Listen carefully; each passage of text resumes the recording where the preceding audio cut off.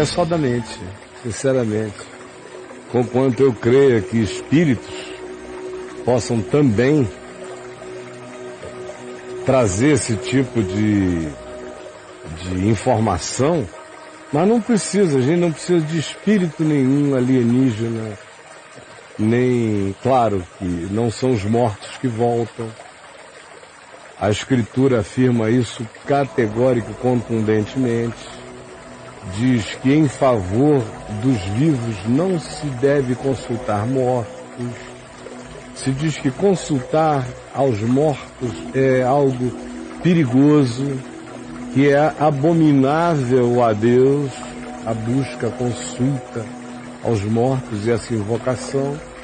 E o Novo Testamento é claro quando diz que aos homens está destinado morrerem somente uma vez e depois disso elas entram na dimensão dos critérios e dos juízos. Ninguém fica indo e vindo. Como Jesus contou na chamada história do rico e do Lázaro, que é uma construção de natureza fabulosa, metafórica, para a gente visualizar aquela imagem, não é uma descrição, é só um imagery para engravidar as nossas mentes com a ideia do céu, do inferno, da separação. Ali se é claro quando Jesus diz que quem está daqui não fala com quem está lá, nem vice-versa, não existe esse vai e vem. Mas, excluindo-se, portanto, o espírito humano que retorne, existe, é claro, manifestação de inúmeros espíritos não humanos no planeta Terra. Inúmeros. Mas como eu disse, de saída, nem mesmo de tais espíritos nós necessitaríamos para explicarmos o fenômeno em questão da psicografia. Porque a mente é uma coisa que dia a dia vai ficar mais óbvia. O cérebro é um emissor de ondas, de informações. Eu sou uma torre de TV transmitindo, com imagem, com som, ainda transmito com cheiro, transmito o que eu sei, transmito até o que eu não sei que sei. Transmito, inclusive, o que eu assimilei da energia de outros que já se foram, mas que ficaram como depósitos inconscientes em mim. De modo que quando alguém vai àquela sessão, independentemente do espírito que estivesse em operação, é, antes de tudo e sobretudo, um fenômeno de natureza psíquica, de natureza facilmente explicável, cada dia ficará mais quase que mecanicamente explicável. Não há nada extraordinário que qualquer um que entenda o mínimo dessas fenomenologias, das trocas, das leituras, das percepções, das sensibilidades, já não tenha aprendido. Por exemplo, para a gente não ir milhares de anos para trás e ficarmos apenas no século XX, depois da Segunda Guerra Mundial para frente, de 45 em diante, no século passado, durante a Guerra Fria, os russos especialmente, os americanos também, mas os russos tinham muito mais liberdade de pesquisa nesse sentido, porque não tinham que dar muita satisfação ética a respeito do que estimulavam na mente humana. Então pegavam lá os seus guinea pigs, os seus cobaias e prisioneiros de guerra e exploravam os mais dotados, os que se percebia que tinham maior capacidade mental, ou qualquer indivíduo da sociedade soviética que fosse descoberto com uma capacidade mental paranormal ou diferente. Internavam esses indivíduos, eles foram objetos de todo tipo de estudos, de comunicação, de telepatia, de tudo que a gente nem sonhava naquele tempo, que já se fazia, já existia e já era mapeado. Hoje em dia, por exemplo, o cara está falando assim, olha só, Marrom, de psicografia. Esses serviços de inteligência ultra desenvolvidos do mundo estão usando é viagem de natureza chamada psíquico-mediúnica, para entrar na mente do inimigo do outro lado do mundo. Eu tenho visto espiões mentais, já ouvi gente contando, gente que teve a vida arruinada depois que contou, acabada, trabalhava para serviços de inteligência sofisticadíssimos nos Estados Unidos, na União Soviética Antiga. Agora não precisa ir muito longe, quando Saddam Hussein estava vivo ainda. Um cara se tornou um desertor do serviço de inteligência dos Estados Unidos no final da década de 80, quando Bush pai estava pensando em fazer alguma coisa em relação ao Iraque, enfim fez quando o Iraque invadiu o Kuwait. Mas naquele processo anterior, eu me lembro, eu estava morando nos Estados Unidos quando houve um desertor do processo desse nível, dizendo não, eles descobriram que eu tinha a capacidade de saber coisas sobre o pensamento de Saddam, o que o Saddam estava pensando. Que é o que acontece com o profeta Eliseu, por exemplo, na Bíblia. O rei da Síria, o comandante da Síria, eles montavam uma estratégia para invadir o reino norte de Israel. Eliseu morava em Samaria. E Eliseu dizia para os líderes políticos e militares de Israel qual era o plano e por onde eles vinham, por onde atacariam, que rotas tinham escolhido, que grupos deles viriam e como viriam. Eu estou falando de 3.000 anos atrás.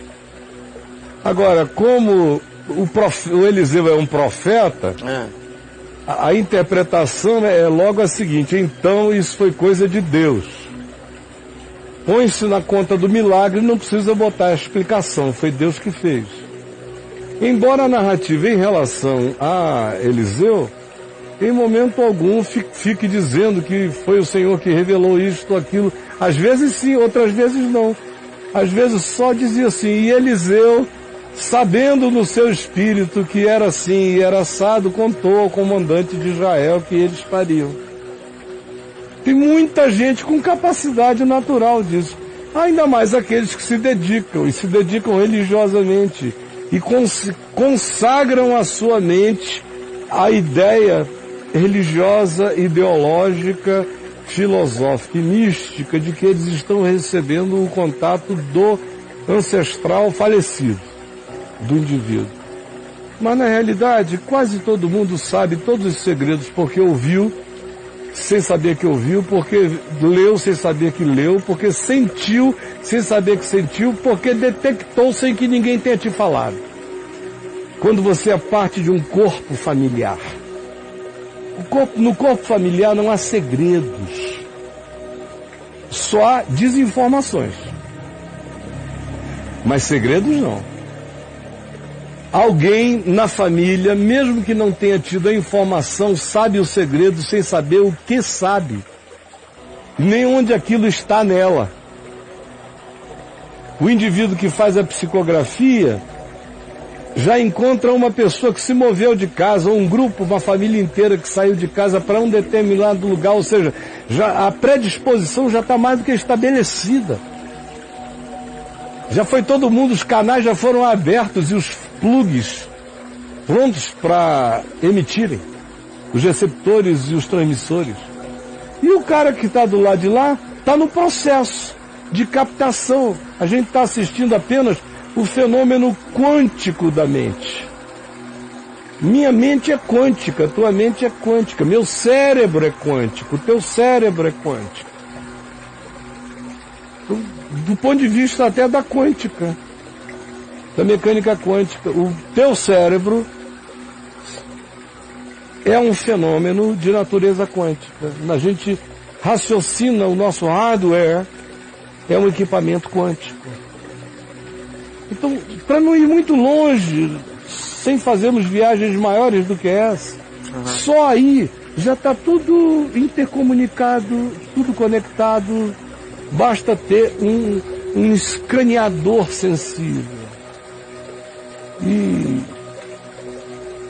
o impensável pode acontecer. Sem que você se prepare para isso, só pela hipersensibilidade e pelos convívios constantes com a dor humana, com a perplexidade humana, com a condição humana, de olhos abertos, sem psicografar nada, você às vezes olha para uma pessoa e fica sabendo o que você não estava nem querendo saber. Agora, o que impressiona o pessoal são os segredinhos. É número de cofre, são essas historinhas paralelas que ninguém aparentemente conhecia. Ninguém aparentemente conhecia. Mas alguém ali sabia sem saber que sabia, por causa dessa absorção que os corpos, quando eu digo corpos, não é no sentido físico, é no sentido dos vínculos familiares, esse corpo psíquico de uma família. Nada escapa a ele. Pode não ser como informação objetiva, mas não como algo que nunca ninguém sentiu ou soube. Só que os que sentiram e souberam nem sempre tinham a informação do que sentiam e do que sabiam.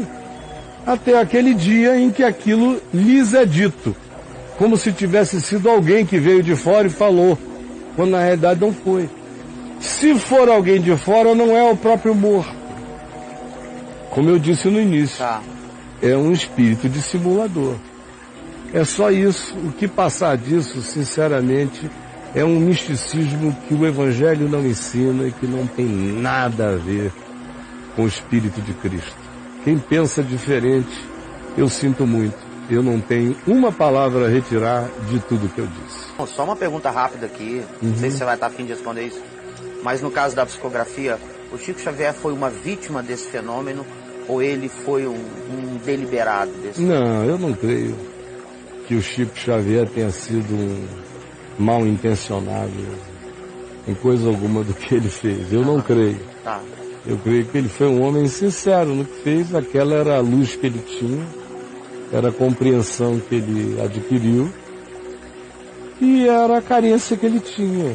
Ele é um eterno saudoso da figura materna. O Chico, você já leu biografias, viu filmes? Qualquer coisa que você veja dele, você vê que ele é movido à saudade. Ele é um homem que tem saudade de quem foi. Então, o espiritismo, o kardecismo, a mediunidade, a psicografia dele é profundamente vinculada ao estado psicológico no qual ele viveu. São as mães de Chico. As mães de Chico, eles têm essa saudade materna enorme. E ele desenvolveu desde criança, pela saudade, pela carência, por um monte de coisas, ele precisou da figura materna presente. Isso deve ter começado na infância como uma hiper necessidade de encontro com a mãe, que gerou muitas projeções e depois de um tempo ele era uma pessoa. E qualquer um fica, se você entrar num processo obsessivo, tipo de saudade de quem partiu, e você entrar num processo de diálogo saudoso com quem partiu, depois de um tempo, a tua mente vai, de fato, dialogar com um holograma da tua saudade. Que vai ser respondido. Vai ser respondido. Você vai. Não é a tua mãe. Pode ser só o holograma da tua saudade. É a tua resposta. Mas você vai se tornar escravo daquela relação. Do resto da vida. Então, vamos lá? Vamos. Até que o Senhor te liberte. Quando acontece essa maravilha de libertação, trazendo para a mente do indivíduo essa luz que liberta.